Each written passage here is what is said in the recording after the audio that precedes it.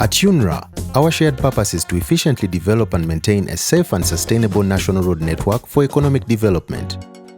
In doing so, there are strategies that we formulated from the onset to implement the set targets over the years to achieve the Uganda Vision 2040. Whereas UNRA's efforts and outputs have facilitated many other government efforts and initiatives, within the framework, part of our strategy embedded in the corporate strategic plan was to focus on key primary growth areas highlighted as tourism, oil, gas and energy, agriculture, social services and industrialization, and also a strategic focus on improving transit through the cities. If the growth area is oil, then we will design the plan to address roads in that area.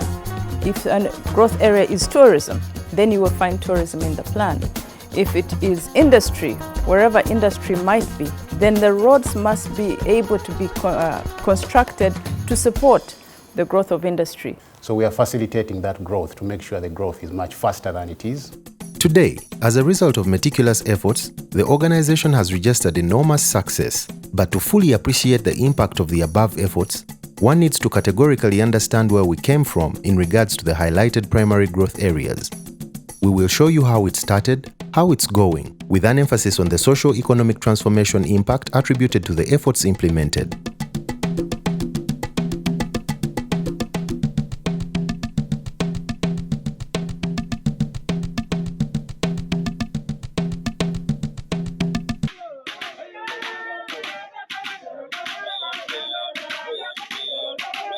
Tourism has grown tremendously over the last decade with the improvement in security in the northern part of the country and huge infrastructure investments by government and partly the private sector.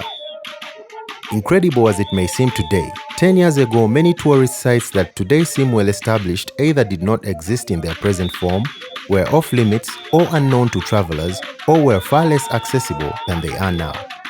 By 2014, only 1.4 million international tourists were registered annually with barely any traces of local tourism. This was a very slow growth, far below potential, and one of the side factors highlighted to have affected the tourism volume and value in the country was the poor state of the roads leading to the tourism facilities. We're losing a lot of tourists because, as I said, we are a tourism district. The part of Africa came from this district. There is no any other district with 32 crater lakes and surrounded by those natural resources. So there is a lot of biodiversity in our district. So that means here we would lose. We can't sell our food, our hotels. We have 21 tourist hotels. So they were not getting tourists. I've been in tourism for about 26 years right now. And for anybody driving from Muslim Falls National Park to, say, Kibale National Park, which was about 480 kilometers, you'd take a minimum of 12 to 13 hours. For anybody to go to Kidepo, sometimes you needed 2 days. So you'd leave Kampala, go and spend a night in Gulu, and then continue from Gulu to Kitgum to Kidepo. The poor road infrastructure not only meant longer travel time and cost, but also meant inaccessibility to some places sometimes.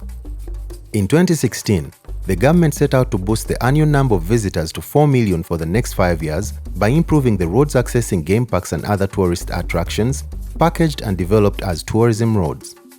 Today, we have witnessed increase to target levels of visitors and their spending, and the 10% of value expenditure registered is attributed to the improved access. But most importantly, we have identified over 72 roads nationwide that will facilitate tourism.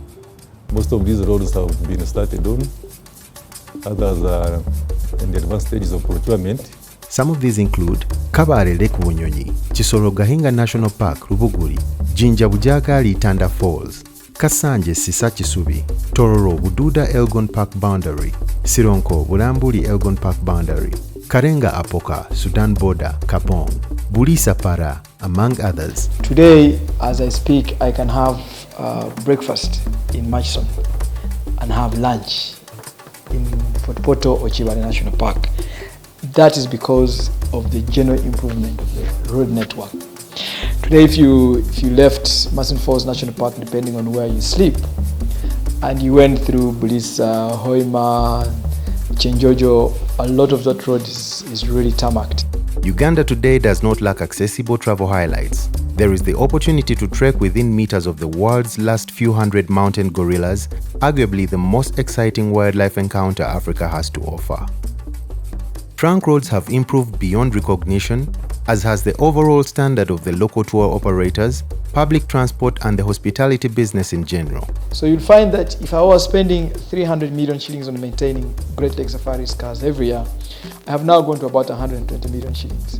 So I've reduced the cost of maintaining my cars. That also helps enhance the growth of the business, because then I can now invest in other places. So in the last 6 years, I've personally invested more in tourism infrastructure, the boats, I invested in more lodges, and it's because there is hope. Uganda's tourist arrivals hit an all-time high in 2019 with 1,542,620 tourists, but suddenly dropped to 473,085 tourists due to the COVID-19 pandemic, but is projected to recover rapidly. The sector today contributes $1.73 billion to the GDP, which represents a 9% share of the gross domestic product and employs up to 375,000 people. But generally speaking, I think UNRA in the last 5, 6, 10 years have done a fantastic job. So all areas where we have our tourist attractions, national parks and others, we have a major program of constructing roads in those areas under NDP3 program. In our next episode, we will look deeply into another growth area, oil, gas and energy, and show you the transformation journey of how well-developed national roads are leading to the socio-economic transformation thus far.